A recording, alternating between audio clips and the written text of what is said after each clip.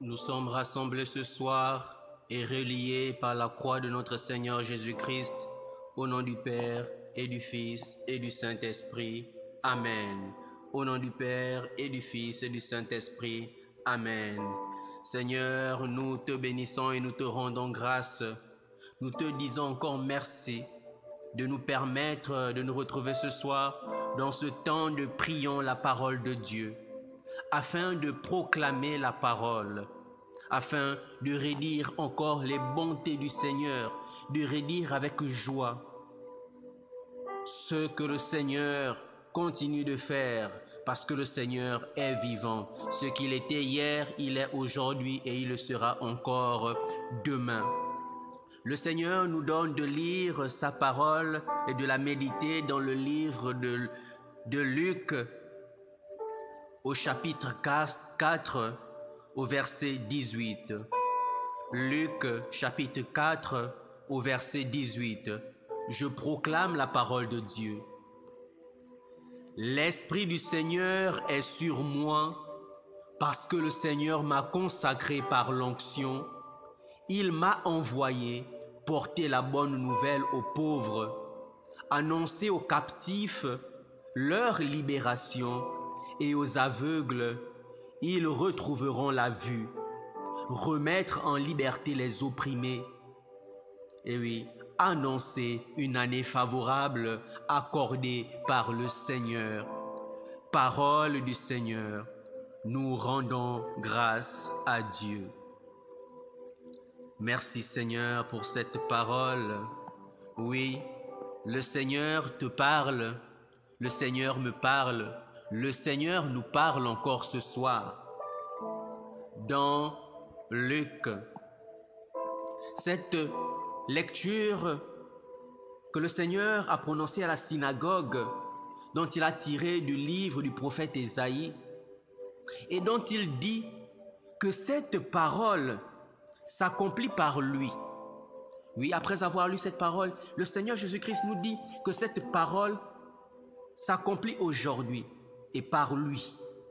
Et cette parole aussi maintenant s'accomplit certainement par toi, par moi, par elle, par lui.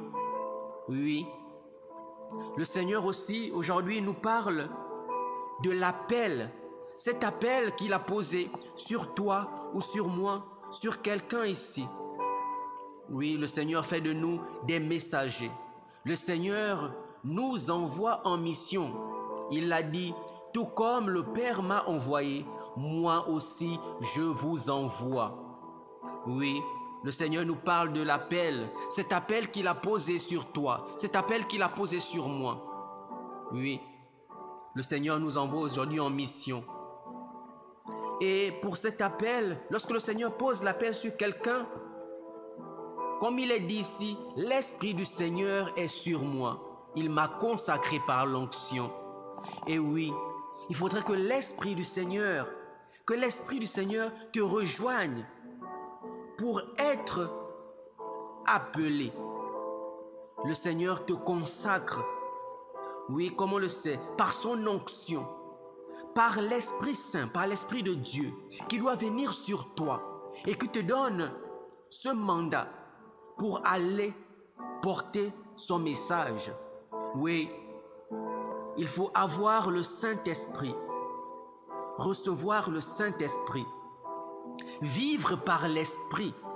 Il ne suffit pas de recevoir le Saint-Esprit. Tout comme on nous dit au baptême, on a reçu déjà le Saint-Esprit. Mais il ne suffit pas de recevoir ce baptême et laisser l'Esprit sommeiller en nous. Il faut vivre par cet Esprit qui est en nous. Il faut porter du fruit. Il y a quelques jours, nous avons parlé des fruits de l'Esprit. Il faut vivre ces fruits de l'Esprit. Cela témoigne aussi de la maturité spirituelle de quelqu'un. Si tu as simplement le Saint-Esprit parce que tu as le baptême, mais que tu ne vis pas ces fruits, tu es comme mort spirituellement, mais tu ne manifestes pas les fruits. Tu n'es pas mature spirituellement. Oui, il faut vivre par l'Esprit de Dieu.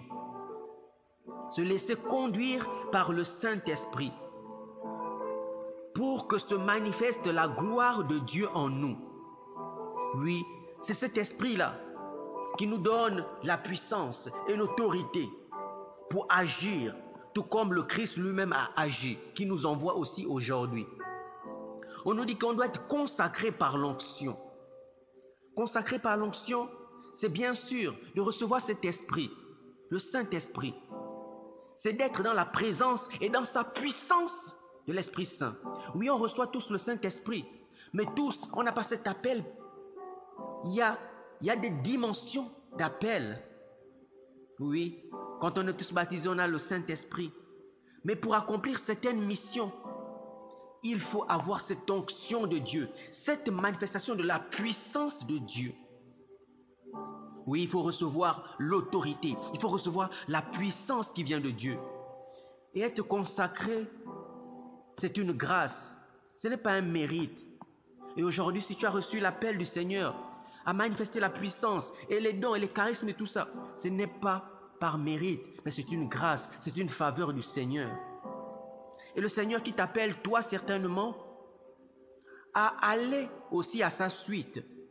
Il t'accorde cette faveur de recevoir cette grâce, de recevoir cet Esprit Saint qui se manifeste par sa puissance. Il te dit d'aller porter la bonne nouvelle. Il t'appelle aujourd'hui pour que tu portes la bonne nouvelle aux pauvres. Oui, mais quelle sorte de pauvres? Probablement aux pauvres de cœur. Comme on le dit dans les béatitudes, heureux les pauvres de cœur, le règne de Dieu est à eux. Il nous appelle ici pour porter le message de la bonne nouvelle. Oui, le Seigneur nous dit qu'il n'est pas venu pour les bien portants, mais pour les malades. Il nous demande de porter la bonne nouvelle aux pauvres. Il nous demande d'annoncer la libération aux captifs. Il nous demande de dire aux aveugles qu'ils vont retrouver la vue. Il nous dit de remettre la liberté aux opprimés. Et quand on constate tout cela, on se rend compte que c'est des personnes qui souffrent.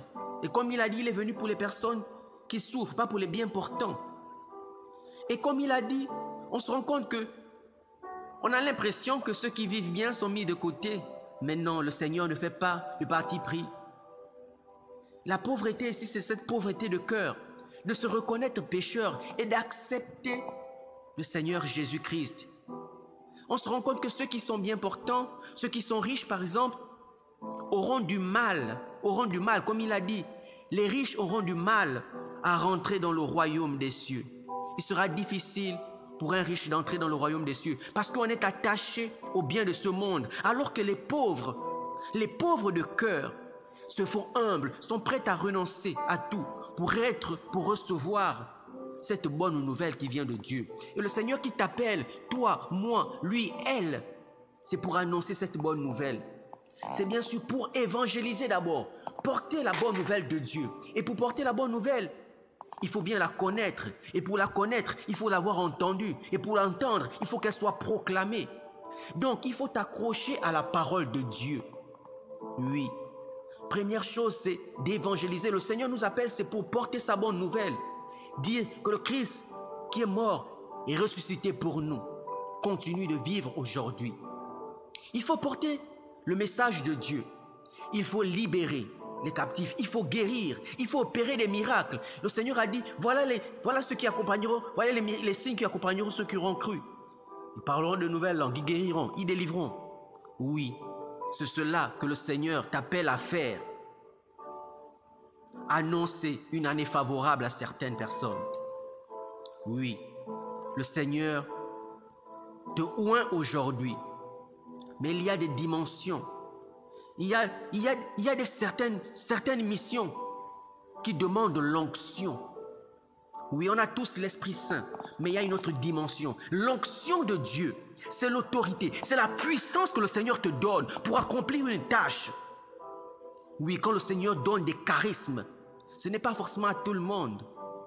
Oui, il y a des personnes qui ont cet appel, qui ont cette mission, qui ont cette responsabilité d'opérer dans une autre dimension.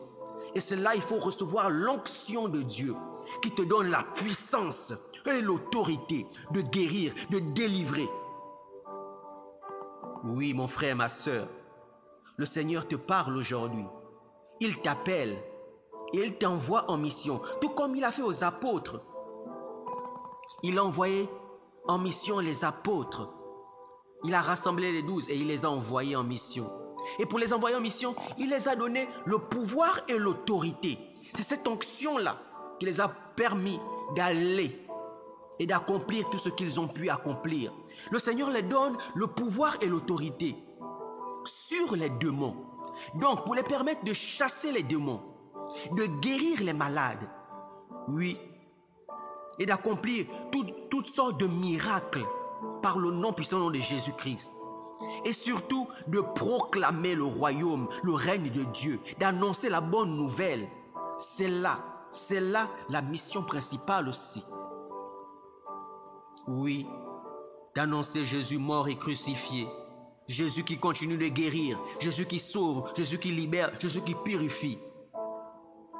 Oui, demande à recevoir la puissance qui vient de Dieu, afin d'opérer dans une autre dimension. Ce n'est peut-être pas donné à tout le monde, mais aujourd'hui, à toi qui m'écoutes, tu as probablement reçu l'appel de Dieu. Alors il faut vivre par l'Esprit. Il faut que l'Esprit Saint vive en toi. Il faut manifester les fruits de l'Esprit. Il faut lire la parole de Dieu, la méditer continuellement, pour que l'onction de Dieu repose sur toi et tu puisses opérer dans une autre dimension. Oui, nous avons tous reçu l'Esprit Saint, mais nous n'opérons pas au même niveau. Il y a des gens qui ont des dons, ils ont des charismes. Oui, ceux-là, le Seigneur les appelle à une autre dimension. Alors oui, mon frère, ma sœur, toi à qui le Seigneur a posé cet appel, annonce, proclame le règne de Dieu. On ne t'a pas donné ces charismes, ces dons pour toi-même, mais c'est pour le bien commun. C'est pour le frère, c'est pour la sœur autour de toi.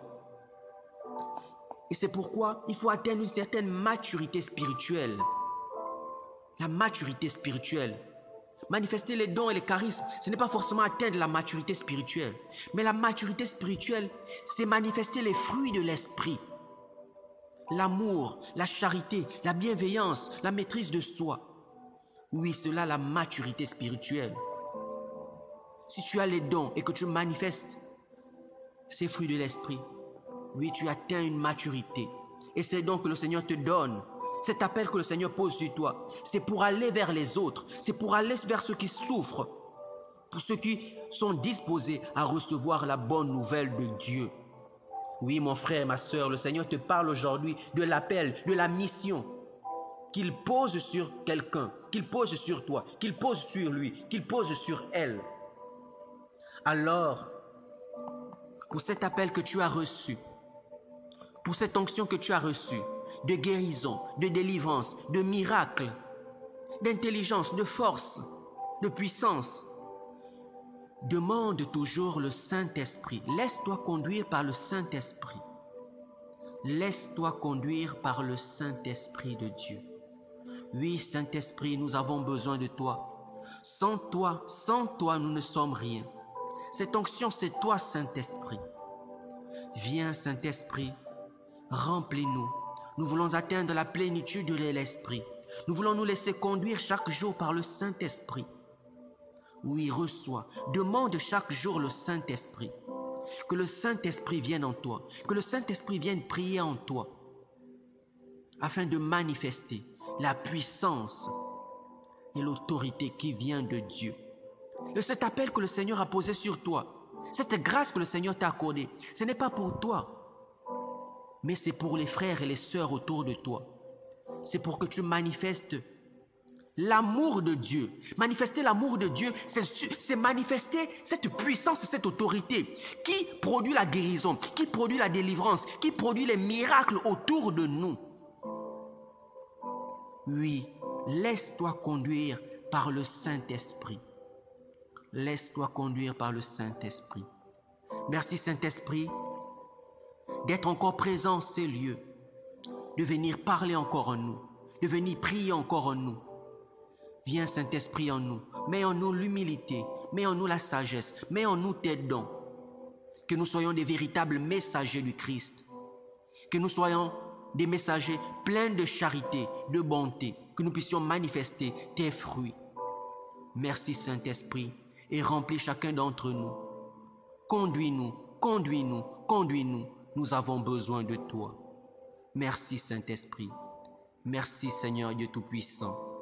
Que la gloire soit rendue à Dieu. C'est au nom puissant nom de Jésus-Christ que nous avons prié, au nom du Père et du Fils et du Saint-Esprit.